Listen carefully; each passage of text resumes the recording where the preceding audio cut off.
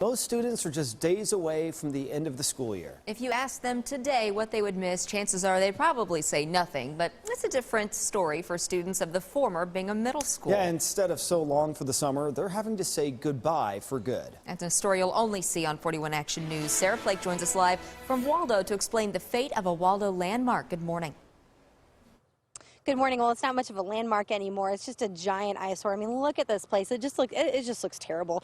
I mean, you've got the broken glass. It's just overgrown. It's just basically a shell of what it once was. So needless to say, the residents and even alumni are happy to finally say goodbye and repurpose this place. One, it was a great facility. Barney Berry looks back fondly on his time at Waldo's Bingham Middle School.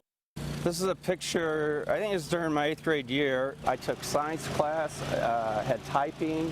I took 2 years of Spanish, took voice lessons. The school he remembers so well now looks like this. It breaks my heart. Shut down in 2001 after 41 years, Bingham Middle School has been deteriorating ever since.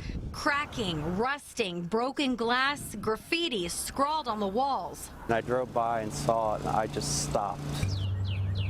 This is unusual for this Waldo neighborhood to have this kind of abandoned building here. It's become sort of a gathering space perhaps for some illegal activity. And it's a little scary as a neighbor. I live right over in Baltimore. You'd come home, you know, at midnight and there's cars parked here and you're thinking, what are they doing there? Plans to put a Walmart on the site failed in 2013. Carrie says neighbors are adamant about keeping the feel of a quiet residential neighborhood. But I think that everybody has coalesced around this idea of it being a public park. The idea of demolishing Bingham to turn it into a positive community space sits well with alumni like Barney. Yes, I always have the memories, and things move on, things change, and it served a great purpose and educated thousands, tens of thousands of kids.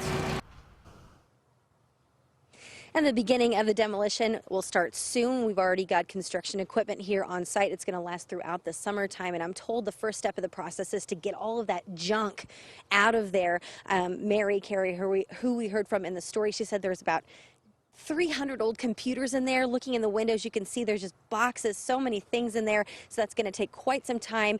And once they get all that finished, they're going to keep talking with neighbors and residents to figure out what exactly they want this green space to look like. So if you live here in Waldo, make sure you voice your opinion to the Waldo Tower Homes Association, and you can enjoy this community park once the summer's over. I'm live in Waldo, Sarah Flake, 41 Action News.